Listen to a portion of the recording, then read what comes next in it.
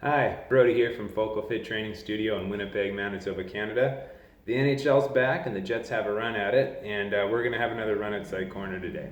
So this month they said we talk about something more from the physical realm of research and physical fitness that kind of comes alongside some psychology research.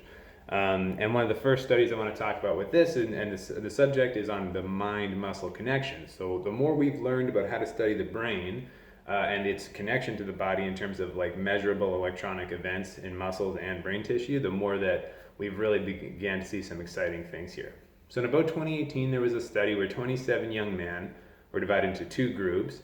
One group had a strong focus from someone observing them on external cues. So external cues means like focusing on the form, telling them where to, how to arrange their body movement in order to get the proper execution or maximum range of motion. Whereas the other group were cued on internal cues, which is like focusing on how the muscle should feel, focusing on what sort of imagination exercise you want to have going on while you're using your bicep or your quad. Those are the two muscle groups they studied, biceps and quads. And it was over an 8-week period. They adjusted for rep ranges to stay consistent, and what they found was that the group that used the internal cues on what the muscle should feel like and getting a good squeeze actually got more muscle growth in the biceps, significantly more.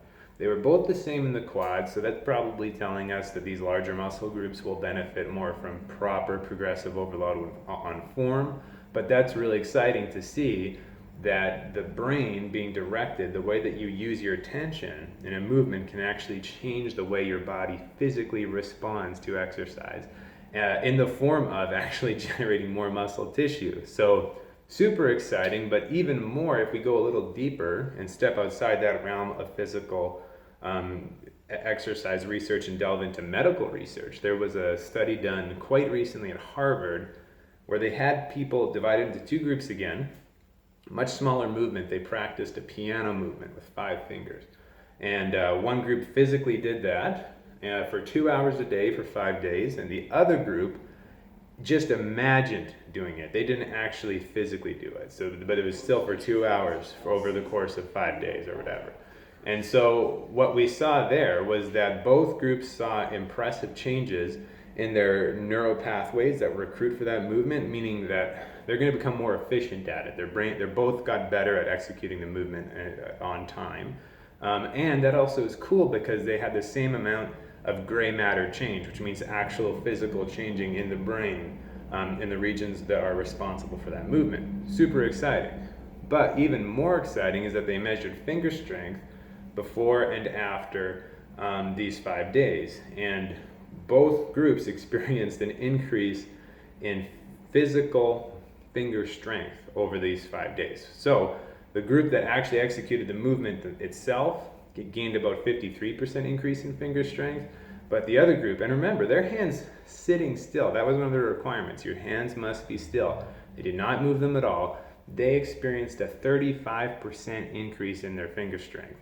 Now, of course, the physical group was more, but I mean, that's pretty incredible to notice that just by firing a neural pathway in your brain, your body physically decides to, I've got to make an adaptation to this muscle group. And again, it's another small muscle group, so it's really cool to pay attention to that. Has huge implications for medicine and rehabs and, fighting against all sorts of the muscle atrophy diseases, maybe even ALS, who knows? They got to kind of see what happens next, and obviously we need to do much more research.